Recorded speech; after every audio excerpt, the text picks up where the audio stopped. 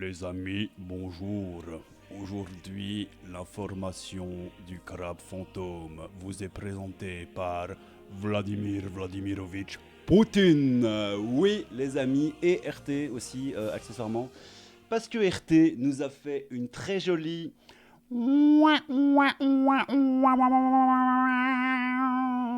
avec un petit facepalm dans la gueule et très probablement un suicide, 2-3 balles dans le dos pour le journaliste. Vous allez très vite comprendre pourquoi. C'est parti. Alors j'ai trouvé cette info assez rigolote sur le forum actualité de jeuxvideo.com. Vraiment très très très sympathique. Et je vous propose de lire ça.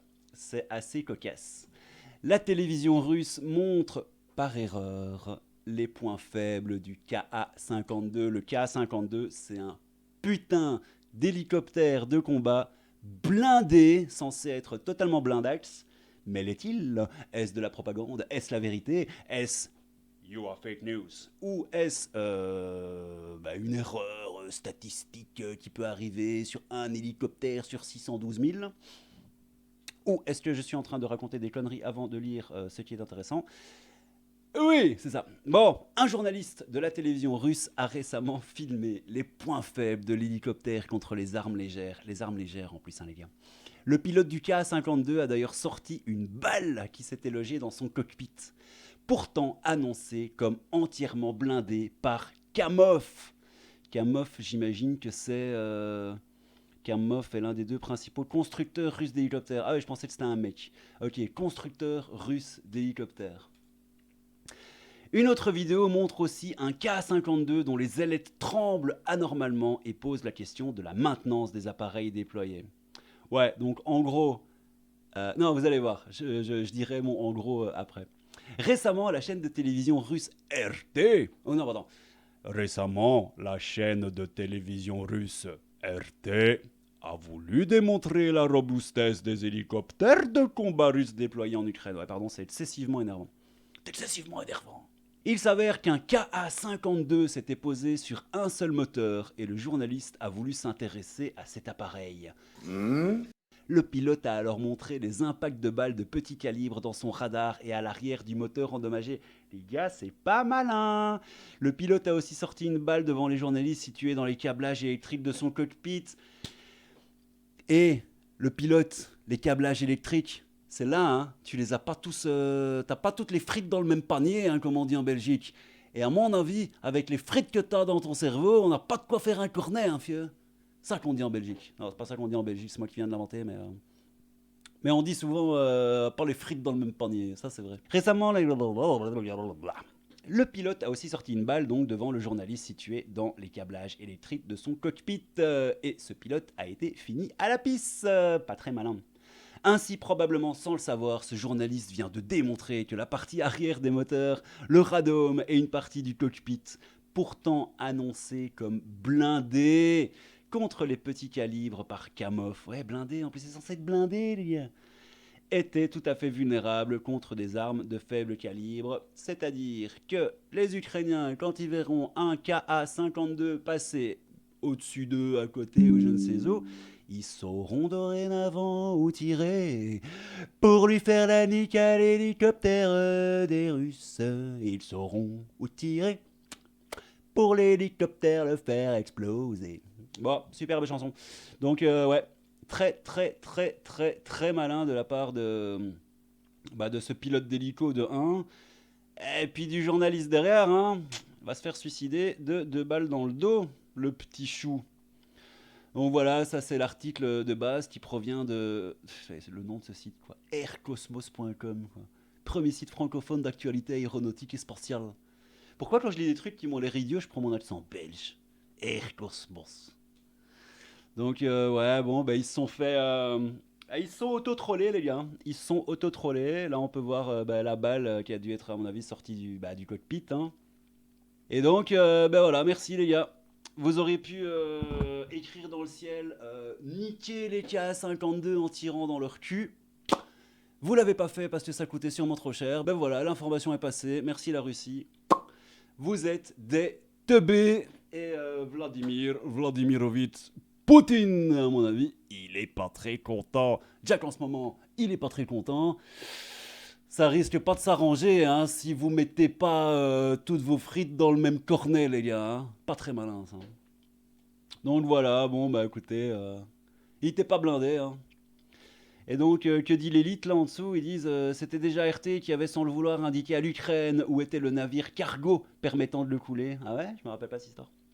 Sinon, un modèle russo-soviétique qui n'est pas exactement aussi bon que sur la fiche technique, mais imaginez ma surprise. Ouais, c'est ça, ouais. Ben oui, c'est ça. Évidemment que les gars, ils vont pas dire bon alors, notre hélico, il vole, et voilà. Non, non, ils vont pas dire ça. Évidemment qu'ils vont pas dire ça. Ils vont dire notre hélico, il vole, il tire, il nique des darons par boîte de 12. Et ben, en fait, pas du tout. Parce que l'hélico, quand tu lui tapes dans le pet avec une petite bite, il est même pas blindé, ce con. Donc, bah, ça pue du cul, hein. Enfin, ça pue du cul pour les Russes. Moi, perso, m'en bats les couilles. Déjà que j'ai tendance à m'en battre les couilles d'absolument tout. Suicide de 4 balles dans le dos, puis retrouvé au fond de la Moscova, les pieds dans le ciment, et 3 fois la dose létale de polonium dans le sang. La police n'écarte cependant pas la thèse de l'accident. Quand je vous dis, putain, mais moi je vois les inconnus partout, je le mets au montage maintenant. Cependant, la police n'exclut pas la thèse de l'accident. Ce conflit aura peut-être un côté positif. Tous les pays qui comptent sur le matériel militaire russe vont peut-être progressivement commencer à acheter du matériel occidental. Et ça, c'est bon pour les affaires. Encore faut-il avoir les entreprises et les usines qui produisent ce type de matériel, ce qui n'est plus le cas de beaucoup de pays. Nous, en Belgique, je pense qu'on a encore Fenerstal. Le roi, la loi, la liberté.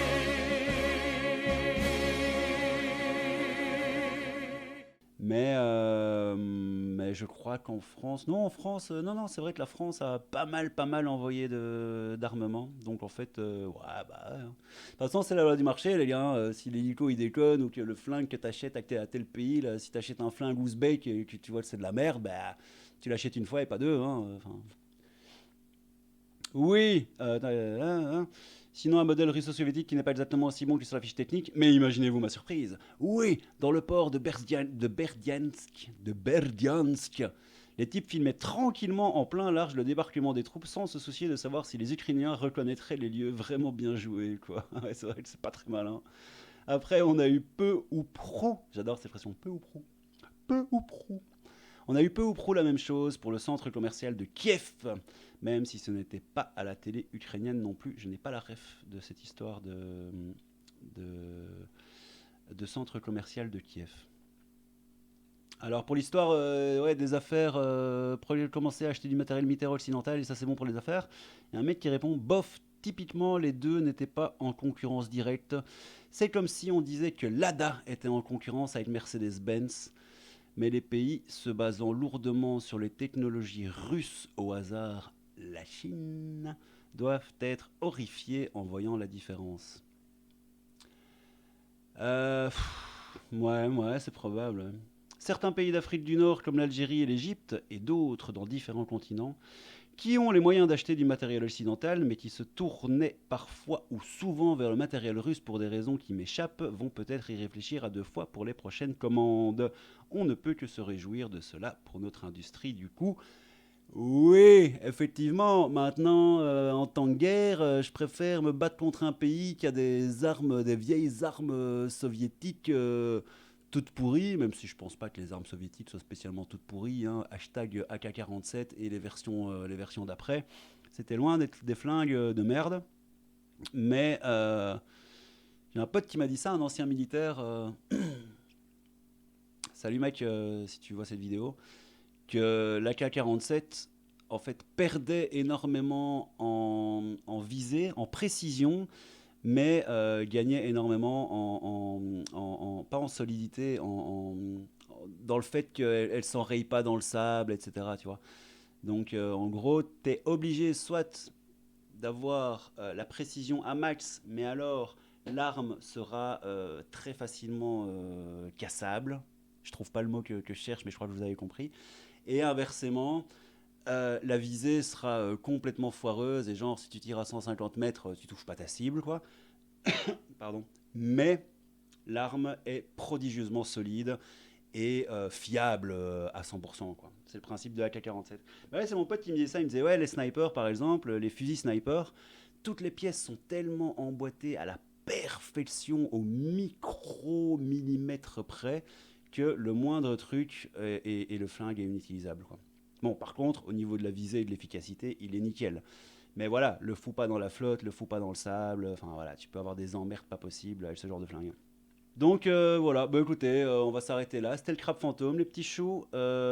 N'hésitez pas à vous abonner à la chaîne si ça vous intéresse. Moi, ça me ferait plaisir. Je vous souhaite une excellente après-midi. C'était le crabe fantôme, un peu de crabe et beaucoup de fantômes. À bientôt. Ciao. C'était tout pour ce soir. Je vous souhaite une bonne soirée à tous. Putain, depuis qu'on l'a perdu, j'ai plus la pêche.